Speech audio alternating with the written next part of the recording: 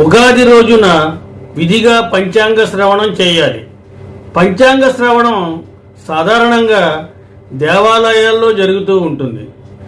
తిథి, వార, నక్షత్ర, యోగం, కరణాలను వివరించేదే పంచాంగం. పంచాంగ శ్రవణ సమయంలో ఉత్తరాభిముఖంగా కూర్చోవాలి.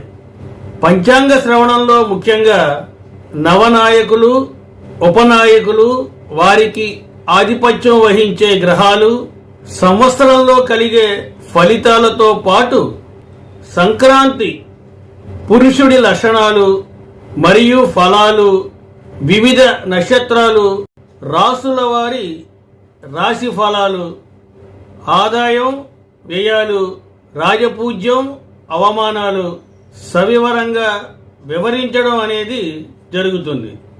దీనివల్ల ప్రతి మానవుడు ఆదాయాన్ని మించి వ్యయం చేయకుండా, తొందరపాటు చర్యలతో అవమానాల పాలు కాకుండా జాగ్రత్త పడతాడు. అంతేకాదు, గ్రహాల గమనాన్ని అర్థం చేసుకుని వాటికి తగిన విధంగా జీవన గమనాన్ని మార్పు చేసుకుంటూ అభివృద్ధిని సాధిస్తాడు. తిథేయ శ్రేయమాప్నోతి, వారదాయుష్య వర్ధనం, నక్షత్రార్ధరతే పాపం, యోగాద్రోహ నివారణం, కరణాత్కార్య సిద్ధిస్తూ పంచాంగం ఫలముత్తమం, కాల విత్కర్మ కృద్దీమాన్, దేవతానుగ్రహం లభేత్. పంచాంగ శ్రవణం చేసే సమయంలో పంచాంగాలను స్మరించడం వల్ల శుభ ఫలితాలనేవి కలుగుతాయి. ఈ పంచాంగాలలో తిథి సంపదలను ప్రసాదిస్తుంది, వారం ఆయుష్ను పెంపొందిస్తుంది, నక్షత్రం పాపాలను తొలగిస్తుంది, యోగం వ్యాధులను పోగొడుతుంది, చివరిగా కరణం కార్యసిద్ధిని కలగజేస్తుంది. కాలం తెలిసి కర్మ చేసే మానవుడు సద్బుద్ధి కలిగి భగవంతుని యొక్క అనుగ్రహానికి పాత్రుడవుతాడు. పంచాంగ శ్రవణం వల్ల గంగా స్నాన ఫలితం లభిస్తుంది.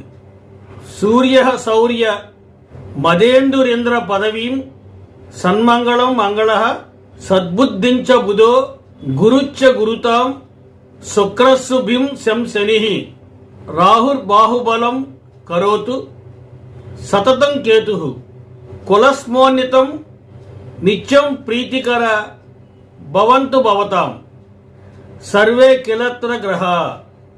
పంచాంగ శ్రవణం చేసేవారికి, విన్నవారికి సూర్యుడి వల్ల శౌర్యము, తేజస్సు, చంద్రుడి వల్ల వైభవం, అంగారకుని వల్ల సర్వమంగళములు, బుధుని వల్ల బుద్ధి వికాసము, గురుని వల్ల గురు కృప జ్ఞానము, శుక్రుని వల్ల సుఖములు, శని వల్ల దుఃఖరాహిత్యము, రాహువు వల్ల బాహుబలము, కేతువు వల్ల కులవృద్ధి కలుగుతాయని శాస్త్ర ప్రమాణం.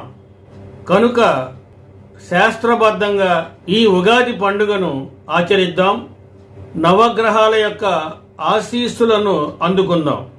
ఇప్పటి వరకు చేసిన తప్పులను, పొరపాట్లను పరిహరించుకొని ఈ ఉగాది కొత్త సంవత్సరం నుండి ఆశా దృక్పథంతో నూతన జీవన పదంలో పయనిస్తూ భవితపై కొత్త కాంక్షలతో ఈ క్రోధీనామ సంవత్సరాన్ని జయప్రదంగా మీరందరూ కూడా మలుచుకోవాలని ఆకాంక్షిస్తున్నాను.